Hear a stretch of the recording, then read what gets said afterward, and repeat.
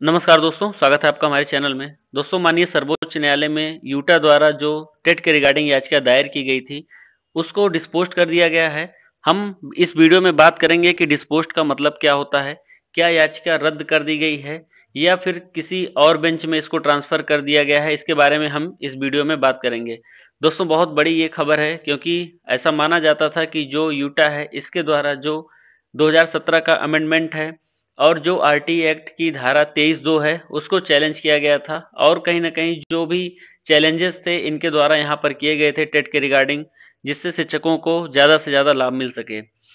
लेकिन अब इस केस को डिस्पोज्ड कर दिया गया है। अगर हम बात करें कि डिस्पोज्ड का मतलब कि जो अदालत है उसके द्वारा इस मामले में सुनवाई पूरी कर ली गई है और जो अंतिम निर्णय है उसको यहाँ पर सुरक्षित रख लिया गया है।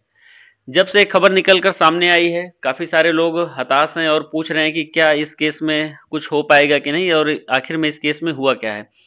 मैं आपको बताते चलूं कि इससे पहले जो एक आप देखे होंगे कि वायरल हुआ था, ये आप देख सकते हैं कि यहाँ पे ऐसा कुछ वायरल हुआ था कि इसमें जो है 24 तारीख की नई डेट यहाँ पर लग गई है। आप देख पा रहे होंगे कि यहाँ पे ये मैटर जो है यही था और यहाँ पे जो है 24 तारीख नई डेट मिल गई है। तो फिलहाल ये फेक था। मैं आपको बताते चलूँ कि इसमें बिल्कुल सच्चाई नहीं थी और ये किसी के द्वारा यहाँ पर एडिट करके ऐसा जो है यहाँ पे फेक र्यूमर फैलाई गई थी। और हालांकि अभी ये कंफर्म नहीं हो पा रहा है कि इस मामले में हुआ क्या है। देखिए, मैं एटलीस्ट आपको बताऊं तो जो ये 24 तारीख की डेट बताई जा रही थी ये बिल्कुल फेक है। जो ओरिजिनल अब जो है इस समय की ये स्थिति आप देख सकते हैं। मैं माननीय सर्वोच्च न्यायालय की वेबसाइट में हूँ और माननीय सर्वोच्च न्यायालय की वेबसाइट में आप देख सकते हैं इस केस के बारे में और केस आपको यहाँ पे दिखेगा डिस्पोज्ड इसका जो है मतलब यहाँ इसको जो है निर्णय इस पर लिया जा चुका है। तो लगातार आप लोग पूछ रहे हैं कि जो 3 जजों की बेंच ने इस पे क्या निर्णय लिया है। इस पे जो निर्णय लिया गया उसके बारे में बात करने से पहले आप लोगों को बता दूं कि मामले में जो है इस मामले को जो जस्टिस दीपांकर दत्ता है, जहां तक मुझे लगता है और मेरा ऐसा मानना है, फिलहाल अभी ऑफिशियल कुछ जो है यहाँ पे अगर आएगा तो उसके बारे में आपको बताऊंगा। लेकिन जो जस्टिस हैं दीपांकर दत्ता, इनकी बेंच में शायद इस केस को ट्रांसफ़र किया गया है और अभी चूंकि कोई भी आदेश यहाँ पे पारित नहीं हुआ है, मतलब आदेश शो नहीं हो रहा। अब मैं यहाँ पे आपको दिखा दूं अगर कि यहाँ पे क्या कोई आदेश अभी तक पारित हुआ है कि नहीं। आप देख सकते हैं ऑर्डर में, तो यहाँ पे जजमेंट पब्लिक ऑर्डर में आप देखेंगे तो नो रिकॉर्ड्स फाउंड यहाँ पे शो हो रहा है। तो अभी फिलहाल कोई यहाँ पे पारित नहीं हुआ है, लेकिन ऐसा माना जा रहा है कि इसको जो है दूसरे जज की बेंच में ट्रांसफ़र किया गया है। चूंकि मामला जो है जस्टिस दीपांकर दत्ता और जस्टिस अगस्तिन की बेंच लगातार इस टेट के मामले को देख रही है, तो ऐसा माना जा रहा है कि पूरी संभावना है कि उन्हीं के बेंच में इसको ट्रांसफ़र किया गया है। डिस्पोज्ड का मतलब खारिज नहीं होता, याचिका खारिज नहीं की गई है, मतलब सुनवाई पूरी कर ली गई है और यहाँ पे जो है इसको आगे बढ़ा दिया गया है किसी और बेंच में। ऐसा हो सकता है। कुछ लोग कह रहे थे कि यहाँ पे जो ये एक चीज़ लिखी है आप लोग देख सकते हैं, यहाँ पे आप थोड़ा आगे बढ़ेंगे तो यहाँ पे डिले कॉन्डेम्ड एंड मैटर डिसमिस्ड। देखिए, इसका क्या मतलब होता है कि जो डिले था उसको मतलब एक्सेप्ट कर लिया गया, उसको क्षमा प्रदान कर दिया गया, उससे कोई दिक्कत नहीं है और जो मैटर था उसको यहाँ पे डिसमिस कर दिया गया है। इसमें क्या-क्या चीज़ें कवर होने वाली थी आप देख सकते हैं। इसमें राइट टू एजुकेशन एक्ट भी इसमें कवर होने वाला था और तमाम जो चीज़ें थी इस मैटर में कवर होने वाली थी। तो अब जो फ्रेश मैं अगर बात करूं तो इसमें चूँकि आपको भी मालूम होगा कि इस समय माननीय सर्वोच्च न्यायालय में 3 जो यहाँ पे केसेज़ हैं उनके ज़्यादा यहाँ पे लेकर चर्चाएँ हो रही हैं। पहला केस तो वही है जिसमें जो है रिव्यू पिटिशंस दायर किए गए हैं।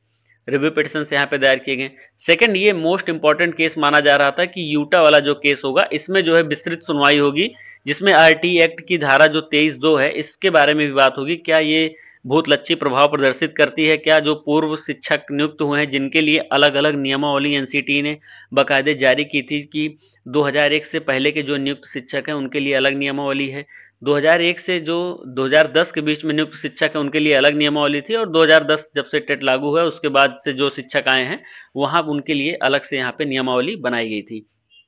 क्या पुरानी नियमावलियों के द्वारा नियुक्त टीचर के ऊपर नई नियमावली थोपित अध्यारोपित की जाएगी कि नहीं, इसके बारे में यहाँ पे विशेष चर्चा होनी थी। हालांकि ये जो मामला है, इसमें किसी भी प्रकार का कोई भी जो है दिक्कत नहीं थी इस केस में।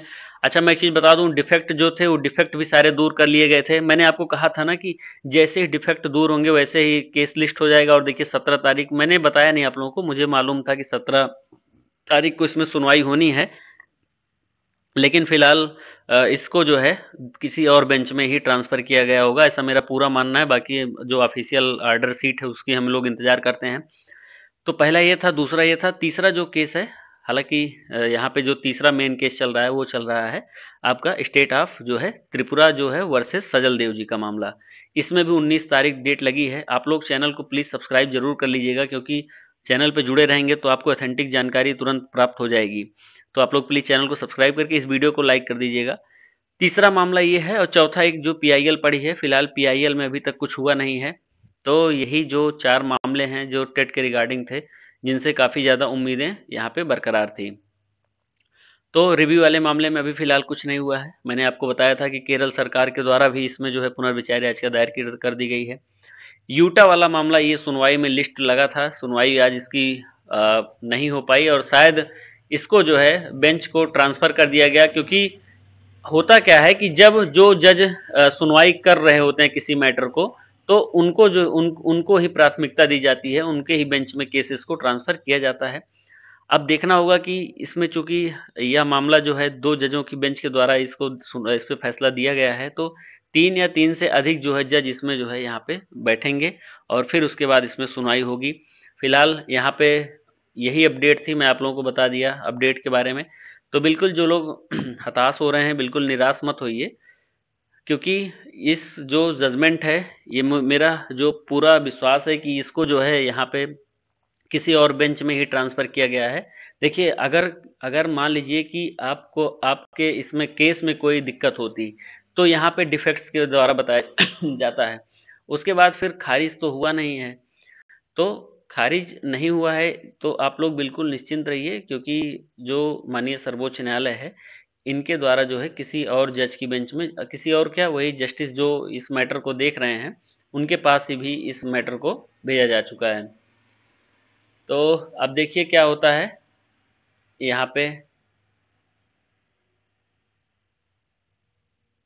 और फिलहाल अब देखिए 24 तारीख इस पे लगा था, लेकिन अब ये मैटर जो है, एक मिनट, हाँ, ये मैटर अब जो है शायद किसी और जज की बेंच में इसको भेज दिया जाएगा।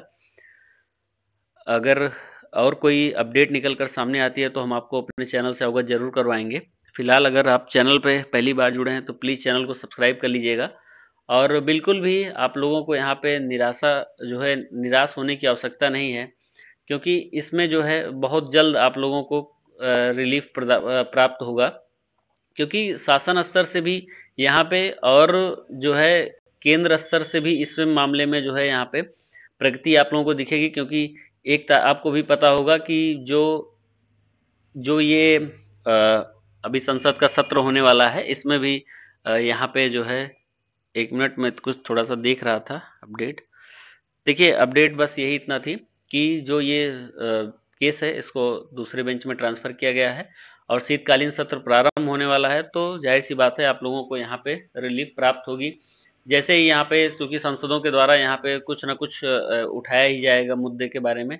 सभी सांसदों से लगातार जो शिक्षक संगठन है वो मिल भी रहे हैं, तो एटलीस्ट आप लोगों को रिलीफ मिलना तय है, बिल्कुल निश्चिंत रहिए। और मैंने कहा है कि 3 से 4 महीने का समय मैंने आपको बोला था, तो अभी 2 से 3 महीने और इसमें लगेंगे, और हो सकता है उससे पहले ही आप लोगों को कुछ अच्छी गुड न्यूज़ निकल कर सामने आए। तो प्लीज़ चैनल पे जुड़े रहिएगा, आपको फिर हम अपडेट देते रहेंगे।